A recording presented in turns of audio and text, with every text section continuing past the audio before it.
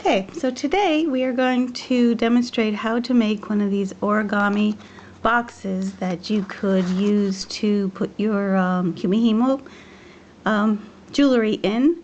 They're really quite simple, and all you need is some scrapbook paper. I usually buy the 12 by 12 size and then cut it into 6-inch squares. And then one sheet cut 1/4 inch off of two sides so that it's slightly smaller than the top, so that the top will fit over the bottom. So what I'll do here is I'll start with the top. So what you're going to need for the project is, of course, your craft paper, a ruler, a pencil, a pair of scissors, which is not typically origami, but I find it just makes a better box if you actually use scissors.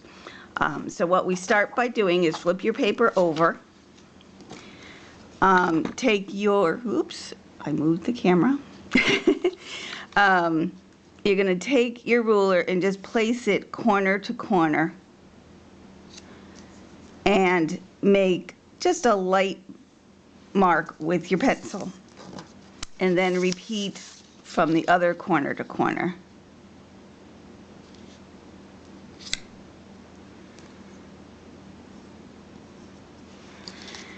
And then what you'll do is you'll take your paper and you'll take the corners and you'll fold them into that center point that we made.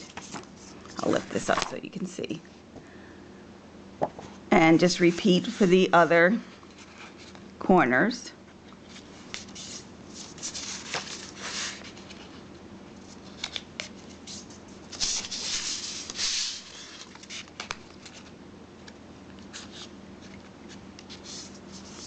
Okay, and then what we're going to do is we're going to fold now into, again, that center point, but this time in a rectangular fashion instead of corner to corner. And this actually makes the side of the box. Okay, so then we're going to open that up and repeat on the other side.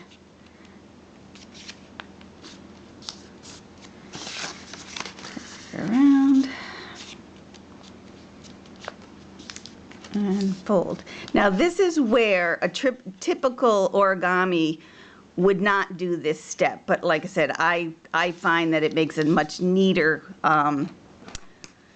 box. So take your scissors and on that last fold that you made, kind of crimp it so that you could see the corner here, and you're going to cut from that fold along the edge. And you're just taking off just a teeny little bit, and sometimes you need to trim it a little bit more. Okay, and then turn it around, do the same thing, find your corner, and snip. Turn it around, you'll need 4 of these all together. And turn it around. Okay, so now I have the 4 pieces on the end. The flaps are like that. Then you'll open up your box and you'll flip up the sides that you cut.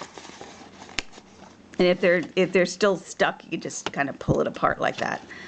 And then you're going to take the 2 flaps and crisscross them. Take the long flap and place it over and tuck it in. Then you're going to repeat on the other side. You're going to take the 2 flaps, fold them over, take your long flap, and push it over. And there you go. That's your top. Now, it does tend to open like this.